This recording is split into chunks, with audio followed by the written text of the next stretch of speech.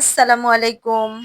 সচরাচর যে ধরনের ভাপা পিঠা আমরা খাই, আজকে তেমন ভাবে করব না। একটু অন্যরকম ভাবে করব। এই পিঠাটা দেখতেও যেমন সুন্দর, খেতেও সুস্বাদু এবং সাইজটাও বেশ বড়। কাজু বাদামগুলোকে আমি প্রথমে ২ টেবিল চামচ ঘি দিয়ে ভেজে নিচ্ছি। গোল্ডেন কালার করে ভেজে তুলে রাখছি। এখন ওই প্যানেই দিয়ে দিচ্ছি কিছুটা কিশমিশ।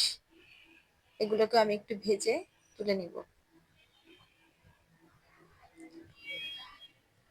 একটি বাটিতে ৪ কাপ পরিমাণ চালের গুঁড়া নিয়েছি। চালের গুঁড়াটা খুব বেশি শুকনা না, ভেজা ভেজা।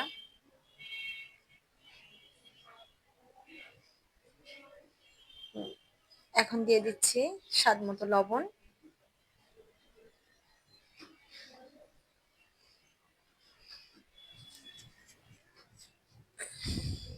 দিয়ে দিচ্ছি ১ কাপ গুঁড়া দুধ। গুঁড়া দুধটা অবশ্যই ব্যবহার করবেন, গুঁড়া দুধ ব্যবহার করলে টেস্ট অনেক ভালো আসে। আমি এখানে গুঁড়া দুধ এবং লিকুইড দুধ দুটোই ইউজ করব, কোনো পানি ইউজ করব না।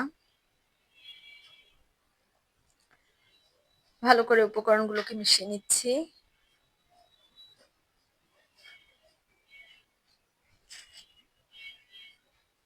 দিয়ে দিচ্ছি লিকুইড দুধ। লিকুইড দুধটা এতটাই দিব যাতে গুঁড়াগুলো যখন মুঠ করা হবে তখন মুঠিটা যাতে ভেঙে না যায়। এভাবে যখন মুঠ করব তখন মুঠটা যাতে ভেঙে না যায়। এখন আমি চালের গুঁড়োকে চেলে নিব। একটি স্ট্রেনারের সাহায্যে আমি চেলে নিচ্ছি।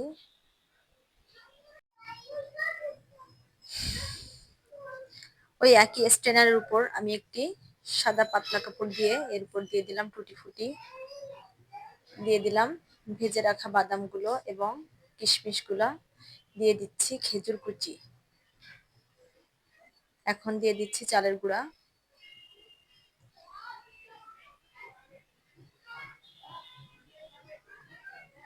দিয়ে দিচ্ছি গুড়। গুড়গুলাকে আমি ভেঙে নিয়েছিলাম আগে থেকেই। এখন দিয়ে দিচ্ছি নারকেল কোড়া, উপর দিয়ে আরো কিছুটা গুড় দিয়ে দিচ্ছি।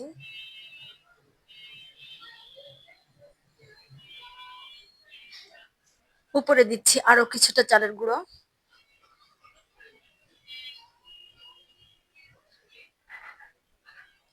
এর উপরে দিয়ে দিচ্ছি খেজুর, বাদাম এবং কিশমিশ।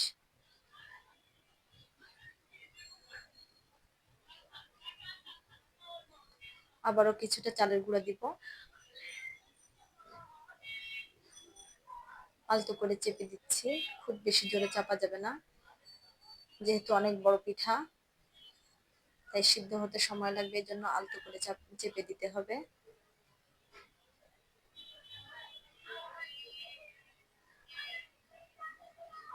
উপরে আরো খেজুর এবং বাদাম এবং কিশমিশ দিচ্ছি।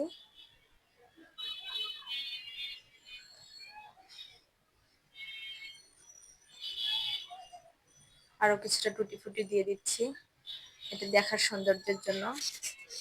এটি দেখতেও যেমন সুন্দর, খেতেও অনেক সুস্বাদু। এভাবে করে কাপড় দিয়ে মুড়ে এখন একটি প্রেসার কুকারে স্ট্যান্ডের উপর অল্প পানি দিয়ে আমি এটিকে ভাপে সিদ্ধ দিচ্ছি। ৫ থেকে ৬ মিনিটের জন্য এটি ভাপে সিদ্ধ হবে এবং এটি বেশ দ্রুতই হয়ে যায় প্রেসার কুকারে।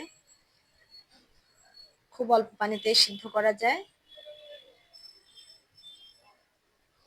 ৫-৬ মিনিট পরে আমি এটিকে তুলে নিচ্ছি। খুব সাবধানে তুলতে হবে কারণ এটি বেশ গরম।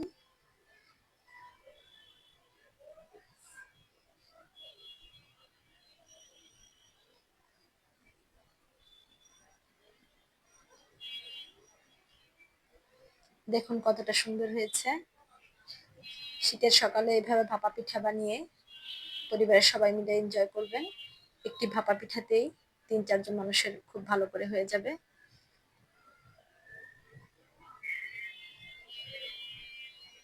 ঝামেলাবিহীন এই ভাপা পিঠার রেসিপিটি যদি আপনাদের ভালো লাগে তাহলে আমার চ্যানেলটিকে সাবস্ক্রাইব করবেন, লাইক, কমেন্ট, শেয়ার করে পাশে থাকবেন।